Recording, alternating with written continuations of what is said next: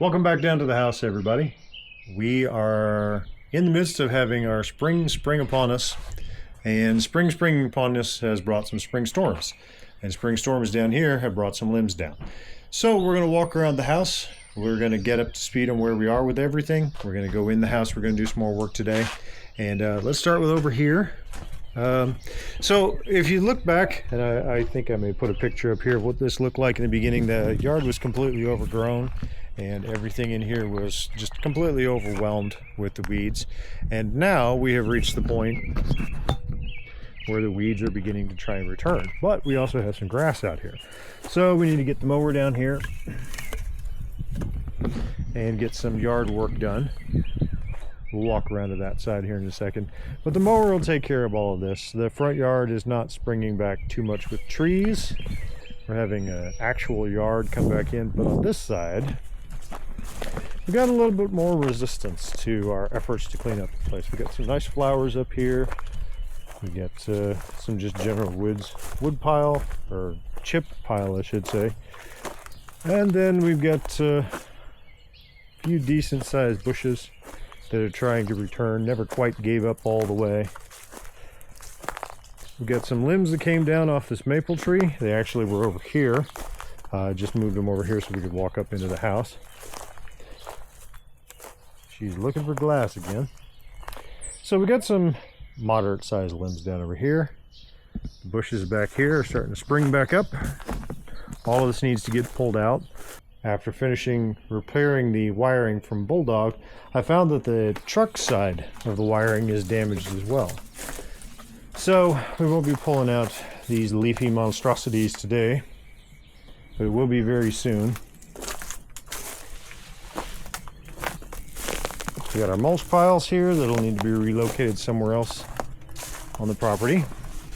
We haven't looked inside here in a while. So we've got new toilet for the bathroom already waiting to go. It smells good in here. It smells like springtime. So not a lot of work to do in here to get the place cleaned up. The house, on the other hand, since we've had a lot of rain, has kind of a musty smell.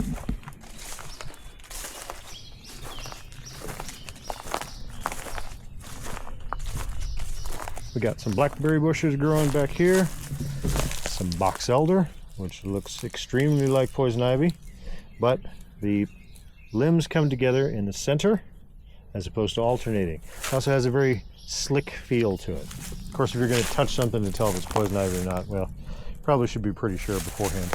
Then we got some blackberry, cane that's starting to just beginning to bloom. We'll get all this mowed down back here next time. Doesn't appear that our groundhogs have made any returns to the area. These holes are all filled in. What do you guys think? Should I put the clothesline back? Have a nice clothesline here across the back to be able to hang stuff up to that pole over there. More area for just mowing. Tree still hasn't been pulled. And then over here, well, look at that. All right. Well, so we're going to have some more work to do. This tree has dropped another couple of good sized limbs on us here. Foot per scale. Decent size. Nothing too serious, but I didn't bring the chainsaw for some of the larger stuff. Also didn't break the window, which is nice. Looking up, we came from way up there, that limb right there. Some of it landed on the roof. I'll have to get up there and do a little bit more roof work. This is another reason to get the power out here buried so that we don't have any problems with this guy.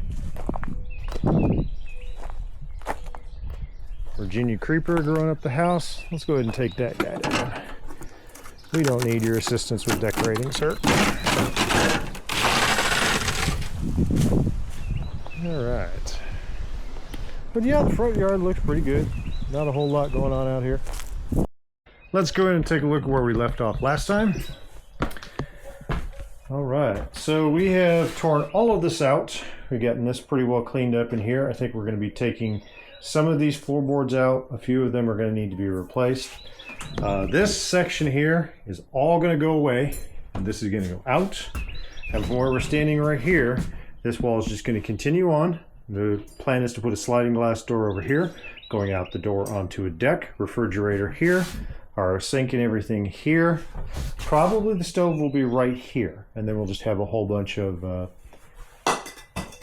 cabinet space coming along this way. But we've got everything ripped out here, and now I think I've made the decision we're going to take all this down too. And take all of this out, get rid of all the insulation that's in there. Moving on to our current pile. Once again, we've got quite the heap in here waiting to go to the dump. And then we need to get the insulation out of this wall over here, get all of this peeled out, and we'll pretty much be done with taking out the old insulation in the house. We left off last time getting ready to tear the rest of this out. Just ran out of time for the day. So we're going to pick up this big heap of wiring that's been pulled through all over in the house.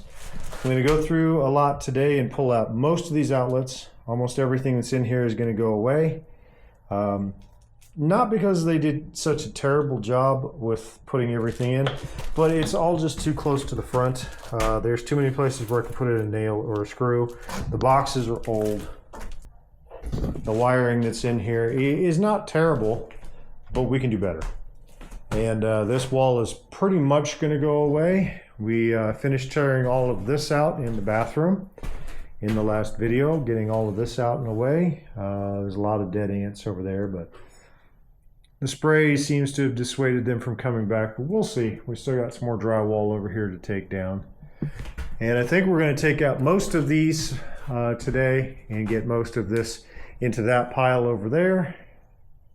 And you know, just keep at it until we've got this space ready to go back and getting closer and closer to the other direction of building everything back up again, which is nice.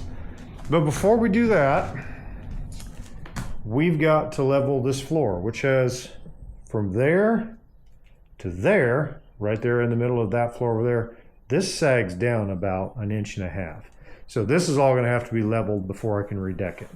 So we're going to find out what we've got for damage underneath this linoleum, what we've got for damage over there by where the shower used to be, why there's a big hole over here in the floor underneath of this wall, and see if I need to reframe any of this. Maybe there's no support underneath that corner over there. Pull some levels along this edge over here and see how flat we are. I didn't bring the laser level today, so I may not do that on camera, but if I find anything that's a significant deviation, I'll bring the laser level down and we'll take a look at what exactly we've got going on with that. And we have our open space here from where everything was torn out last time, so we still got to get our above support removed from this area, which this one's actually broken. Okay. And I think a lot of this is going to go away because I'm going to make this bathroom a standard 5x8, give us a little more space here, a little more room for opening the doors so it's not just this tiny alcove, because we no longer need the attic access in the bathroom. So that not being something we're going to be doing will free up a good chunk of space in the bathroom. And this is the, you can see still on the linoleum. So this is the section of how far out the tub will come. Toilet here, sink here, wasted space. So yeah, reframing I think is going to be in order. I'm not opposed to the bathroom being larger. 5x10 or 5x12 would be great. It's just not.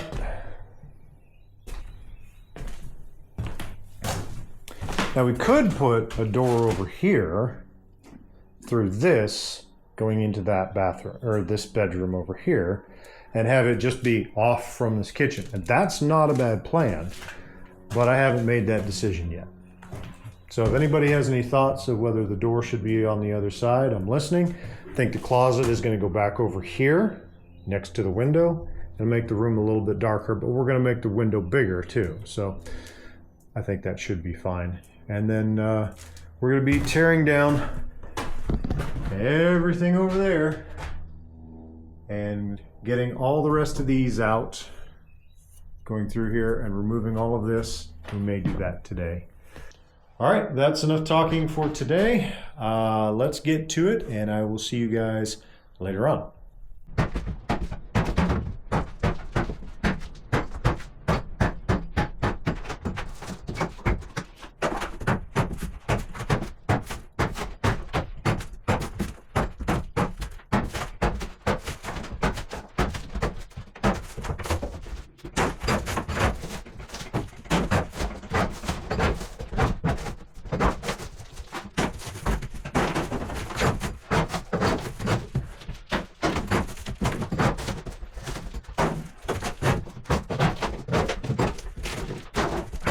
I apologize for the videos getting a little bit out of order here. I wasn't able to do this in quite the way that I wanted to for filming it. Unfortunately, as I'm going through here, I find that I could have saved myself a great deal of time, didn't know it, by just simply cutting this floor out, because the flooring underneath this is, well, you guys will see when we get to it, the same as I did. But yeah, I could have just saved myself a whole lot of time and hassle here, just taking the demolition blade and just running the section down off from the joists and just cutting it out. It would have been a lot simpler and certainly would have saved us a whole bunch of time.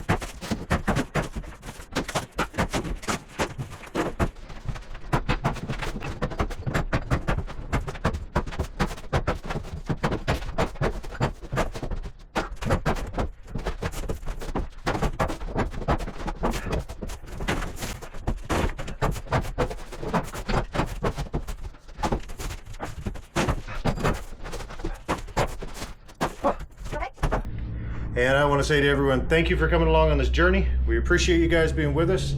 It's encouraging to know that we're sharing this with other people. And that's another pretty good sized pile waiting to come out.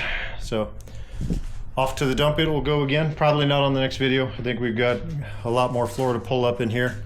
And we've banished a few more ants. Thank you for everybody who's watching, and we'll see you on the next one. Have a good one.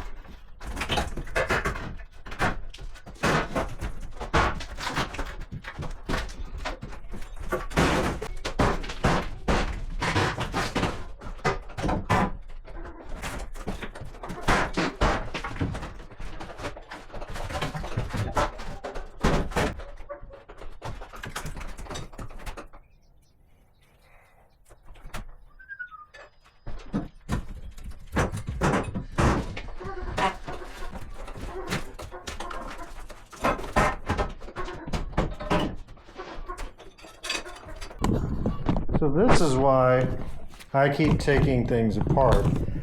They look pretty much like they should, but something's just a little off. So this floor has all been completely cut out all along this bathroom, leaving large holes here and there underneath.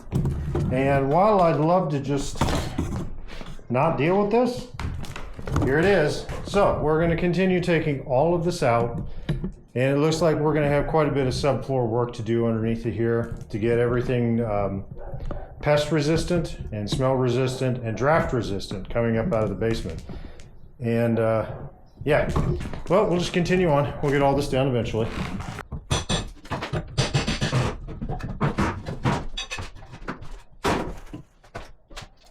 If you guys haven't met this, this is carpet tack strip. This side goes up with all these little pointy pieces from the micro nails coming through. And this is what your carpet grips onto. And on the other side is where they were driven in.